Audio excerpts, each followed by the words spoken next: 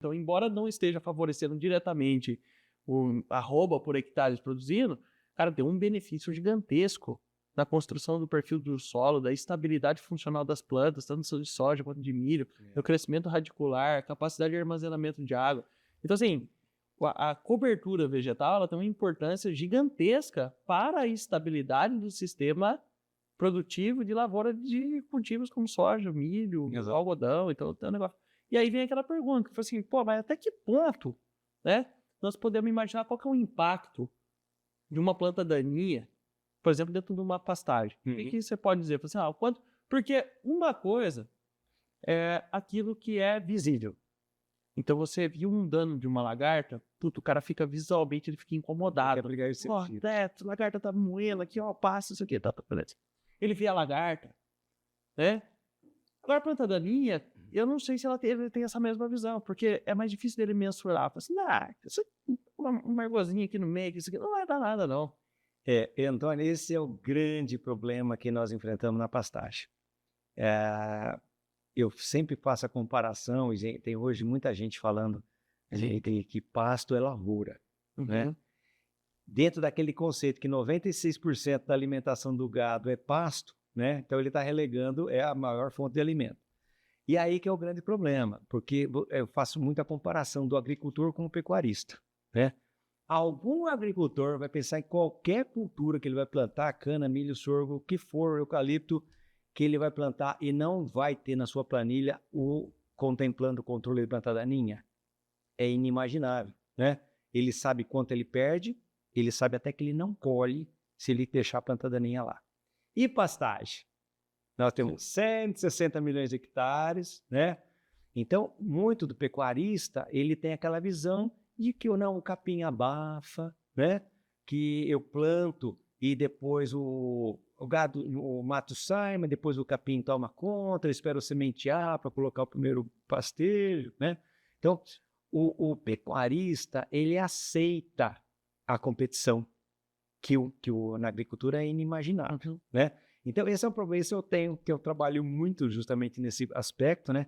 De quantificando perdas, essas perdas às vezes são iguais, às vezes superiores a 50% de capim. Isso vai levar diretamente à não produção de leite, de bezerro, de carne, né? Então, ele não...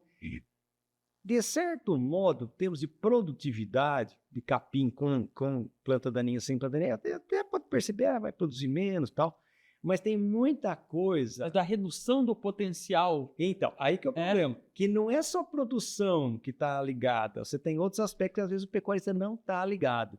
Primeiro, perda de qualidade do capim. Mas como é que perde qualidade a planta daninha, causando perda de qualidade no capim? O capim que você produz, ele tem menor qualidade em termos nutricionais, porque essa planta forrageira que está competindo com a planta daninha, ela tem uma tendência de tentar captar luz acima das plantas daninhas, né?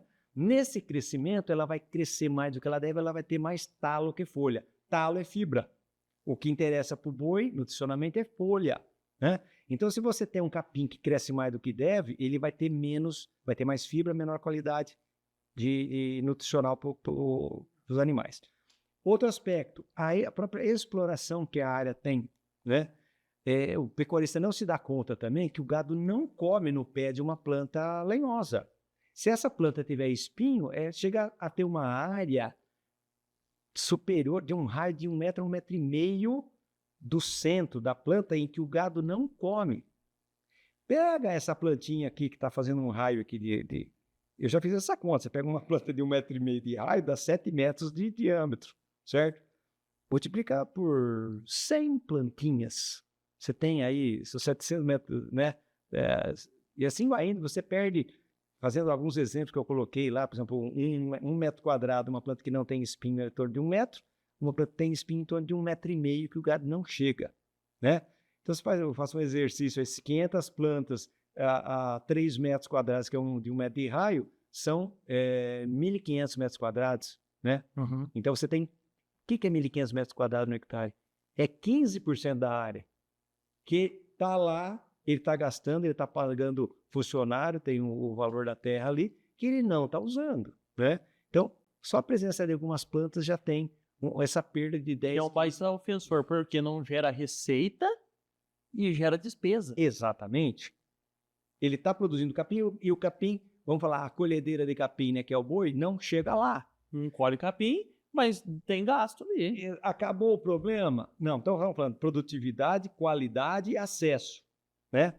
E o outro é a exploração da área. O gado não explora totalmente uma área infestada.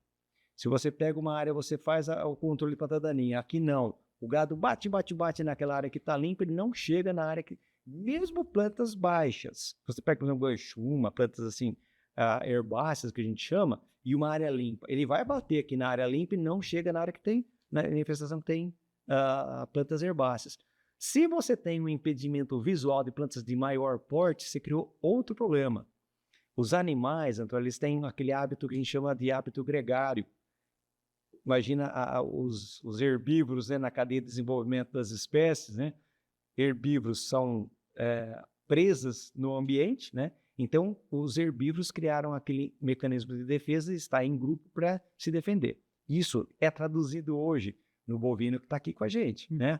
Então, quando há um impedimento visual entre os animais, há uma tendência de agrupamento. Eles vão andando sempre em grupo, né? Aí qualquer clareirinha vai bater o capim lá, vai criar o superpastejo e um extremo subpastejo em áreas que tem ali a planta. Então, olha que problema que às vezes o pecuarista não se dá conta dessas perdas, né? Que na agricultura é inaceitável, inimaginável, né? E o pecuarista ainda, alguns, né? Infelizmente até a maioria, relega esse controle, esse cuidado, né? E é um negócio muito curioso, né? Porque assim, como combater isso? Né? A gente tem que trazer essa reflexão. Primeiro, eu acho que o principal atributo é você conseguir gerar resultado. Porque a gente pode vir aqui conversar sobre tudo que nós estamos falando, sobre os principais problemas, mas eu acredito que na cultura do agricultor, se pasteladora, ou do agropecuarista, que é no caso ali, ele acredita muito no que acontece dentro da fazenda dele. E ele vai falar, não, na minha fazenda não acontece isso. Aí você monta lá na câmera e fala, cara, vamos dar Aí você olha lá, exatamente, a planta daninha aqui não tem pasteiro, é uma planta que tem espinho, tá? Então ele começa a acreditar. Como que, né, ao longo de uma trajetória profissional sua extensa dentro da área de pastagem, como fazer para combater, né, esse cenário que desfavorece a produtividade? Olha, uma das estratégias... Bom, a principal é justamente a divulgação da informação, né? Uma coisa que se faz muito, principalmente quem fornece os produtos para o pecuarista, é fazer campos de demonstração.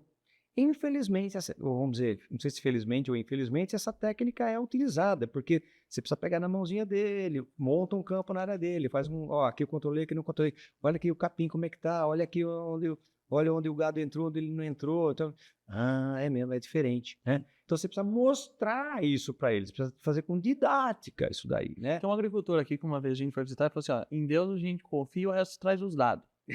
Então vem aqui, se quiser montar, tá aberto a fazenda. Isso, exatamente. E me mostra o que você está falando. Então, como eu falei, o pecuarista de baixa tecnologia, ele tem pouca fase de investimento, né?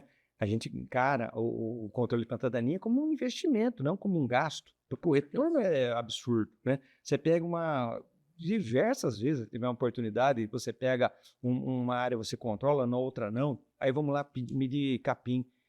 É 150%, 200% a mais, Antônio, que um capim limpo produz, entendeu? Aí você pega essa diferença daí, isso vira boa, entendeu? Isso acaba... Aí aquela história do efeito cíclico, né? Que o camarada não investe, produz pouco, não tem capital para investir, e o eficiente é justamente o contrário, né? Esse é o círculo da pobreza. Né? Então, eu acredito que a gente disseminar essa informação, né? Compartilhar os aprendizados, pegar os melhores, está puxando. E outra coisa, você elevando de uma forma geral todos, né? Você compartilha, a coisa mais gostosa que tem é você compartilhar conhecimento.